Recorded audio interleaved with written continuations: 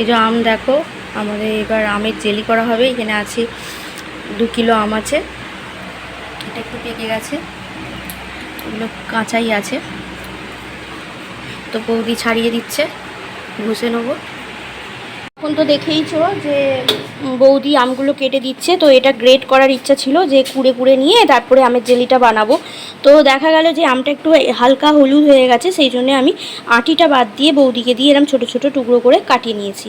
তো দেখো এখানে ধুয়ে পরিষ্কার করে রাখা হয়েছে। আর এখানে দেখো কড়াইতে 3 টেবিল স্পুন মতো এখানে হোয়াইট অয়েল দিয়ে দিয়েছি। এটাও সর্ষের তেলে করছি না, এটা সাদা তেলে করছি। তো হোয়াইট অয়েল দিয়ে দিয়েছি। দেখো বেশ কিছুটা পরিমাণে 5 ফোড়ন দিয়ে দিয়েছি। আর এখানে দিয়েছি 5-6টা শুকনো লঙ্কা গোটা গোটা দিয়ে এটাকে ভালো করে ভাজা ভাজা করছি। তেল আমার গরম হয়ে গেছে আর মশলাটাও আমার ভাজা ভাজা হয়ে গেছে। তো এই পর্যায়ে আমি যেটা করবো, আর দেখো এখানে পরিমাণ মতো কিন্তু কড়াইটা কিন্তু বেশ বড়। তো এখানে আমি যে কড়াইটা করে আমি আচার বানাই সেটা করেই বানাচ্ছি। এবার আস্তে আস্তে আমি যেটা করবো, ফোড়ন আমার ভাজা হয়ে গেছে। এবার আমি আস্তে আস্তে আমগুলো এখান থেকে নিয়ে নিয়ে আমি ছেড়ে দেবো এর মধ্যে। তো অনেকটা পরিমাণ, তো আমি একবারে সবটা ঢালতে পারবো না, সেই জন্য একটু একটু করে নিয়ে নিয়ে ঢালছি হাতে করে। একটু কমে গেলে তারপর দেবো। আর এতে কোনো আঁটি ফাটি নেই বা বাগড়া বলে কিছু হয় না। মানে বাগড়া যেটা, আঁটিটা আমি কাটিয়ে নিই, আঁটি থেকে গা থেকে কেটে পিস পিস করে নিয়ে নিয়েছি। শুদ্ধ শাঁসের যে অংশটা সেটাই পিস পিস করে আলুর মতো করে, যেমন আলুর তরকারি করতে কাটি সেরকমভাবেই কাটলাম। এবার দেখো আমি সবটা ঢেলে দিলাম,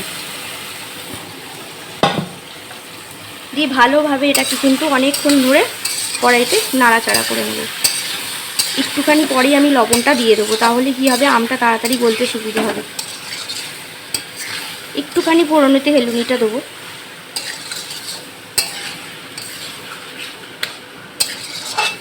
আর এইসব আচার টাচার তোমরা তো জানোই অনেকক্ষণ ধরে কিন্তু করতে হয়, একটু ধৈর্য নিয়েই করতে হবে। তো দেখো আমি এবার এটাকে একটুখানি ঢাকনা দেবো, একটুখানি নরম হোক, আম থেকে জলটা বেরোবে। তো এটা হতে থাক। আর এদিকে দেখো আমি দুধ চা বসিয়ে দিয়েছি, কারণ আচারটা হতে হতে অতক্ষণ ধরে বানাবো, তার জন্য একটু এনার্জি লাগবে। তো এদিকে একটু চা বসিয়ে দিয়েছি। আর এনাকি পাপাও এসে পড়েছে আজকে তাড়াতাড়ি একটু। তো এনাকির পাপাকেও চা দিয়ে দেবো, দিয়ে তারপরে আমিও চাটা খেয়ে নেবো। তো চাকেও এখানে হতে থাক। আর এই পর্যায়ে আমি পরিমাণ মতো লবণটা কিন্তু দিয়ে দেবো, কারণ এখন লবণটা দিয়ে দিলে না তাহলে কিন্তু তাড়াতাড়ি গলে যাবে, গলতে সুবিধা হবে। আর এখানে তো আচার বেশ কিছুটা পরিমাণে দিতে হবে, তো আন্দাজ অনুসারে তোমাদের যেরকম আন্দাজ লাগছে সেরকম তোমরা দিও। তো আমার পরিমাণ মতো আমি এখানে দিয়ে দিলাম। লবণ আর চিনির ব্যালেন্স কিন্তু যেন ঠিকঠাক থাকে, খুব বেশি যেন লবণ তোমরা দিয়ে দেবে না। তো আমি লবণটা দিয়ে দিলাম। আমটা প্রায় গলে গলে এসেছে, নুন দিয়ে দিয়েছিলাম, তখনই তোমাদের সাথে শেয়ার করেছিলাম। আর দেখো অনেকটাই নরম হয়ে গেছে, আম থেকে জলও ছেড়ে দিয়েছে।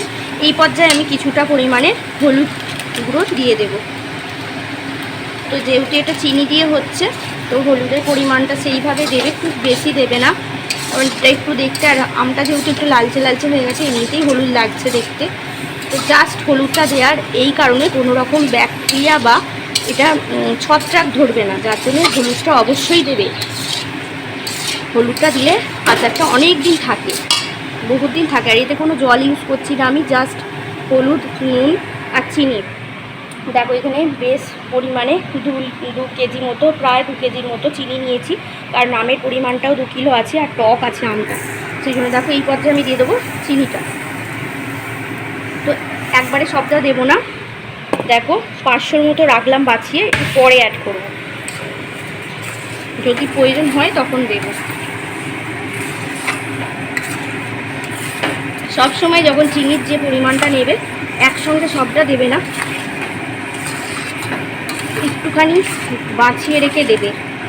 তাহলে কী হবে, যদি খুব বেশি মিষ্টি খেতে ভালো লাগে না, তো কীরকম কী হচ্ছে এটা দেখে তারপর দেবে।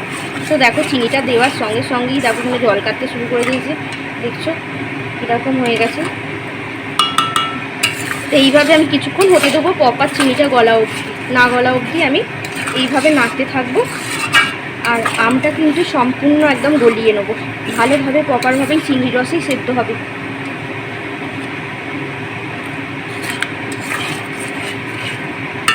চলো হতে থাক, ফিরে আসছি 5 মিনিট পর। বাকি যে চিনিটা ছিল সেটাও আমি দিয়ে দিলাম, কারণ লাগবে সেই জন্য আমি পুরো চিনিটাই দিয়ে দিয়েছি এর মধ্যে। তাহলে পুরো 2 কিলো আমে 2 কিলো চিনি আমার লেগে গেল।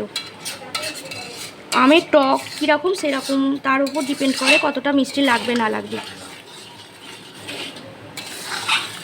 তো দেখো এইভাবে হতে থাক, আর এদিকে আমার চাও হয়ে গেছে। চলো চাটা খেয়ে নিই, তারপর আবার ফিরে আসছি। তো আমটা ততক্ষণ চিনিটা দিয়েছি সেটা প্রপার গলুক, আর আমটা এই যে এই আমগুলো একটু সেদ্ধ হোক ততক্ষণ অবধি। চলো 5 মিনিট পর ফিরে আসছি আবারও। দেখো এত ছিটকাচ্ছিল, আমি এত দূরে এসে দাঁড়িয়ে আছি, পুরো হাত ফাত ভর্তি হয়ে গেছে, টকবক টকবক করে ফুটছে। তাই জন্য আমি একটা গামলা ঢাকা দিয়ে দিয়েছি, আর কড়াই দেখো গ্যাসটা ফুল ফ্লেমে দেওয়া আছে। আর এদিকে আমার চাও খাওয়া হয়ে গেছে, আর এনাকি গেছে ও বাড়ি তোর দিদিকে ডাকতে, দুজনে মিলে টেস্ট করবে, তোমাদেরকে রিভিউ দেবে। তো দেখো চিমনিটা চলছে, আর এদিকে গ্যাসটা করে দিচ্ছি। আজকে প্রচণ্ড গরম, প্রচণ্ড।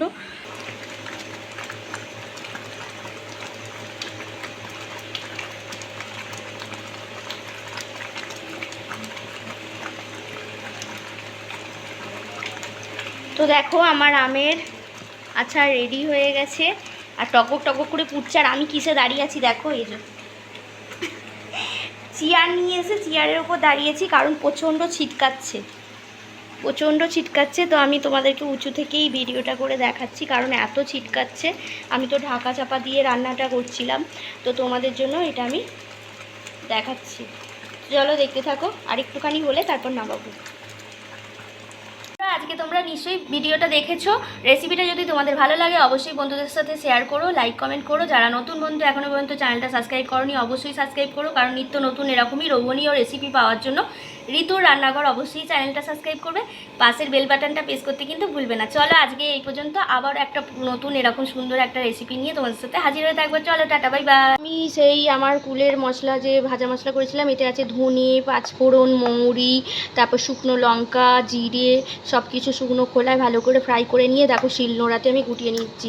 দেখো কিছুটা হয়ে গেছে, অনেকটাই গুঁড়োনো হয়ে গেছে, আর বাকিটা আমি গুঁড়িয়ে নিচ্ছি ভালোভাবে। তো এটাকে গুঁড়িয়ে নিয়ে এই আচারটায় আমের জেলিতে দিলে অনেক দিন ভালো থাকবে, প্লাস খুব সুন্দর একটা গন্ধ পাবে, আর আচারটা নষ্ট হবে না। এই ভাজা মশলাটা অবশ্যই দেবে, আর আচারটা বানাবার সময় অবশ্যই হলুদ দেবে, তাহলে ওখানে ব্যাকটেরিয়া বাস করবে না।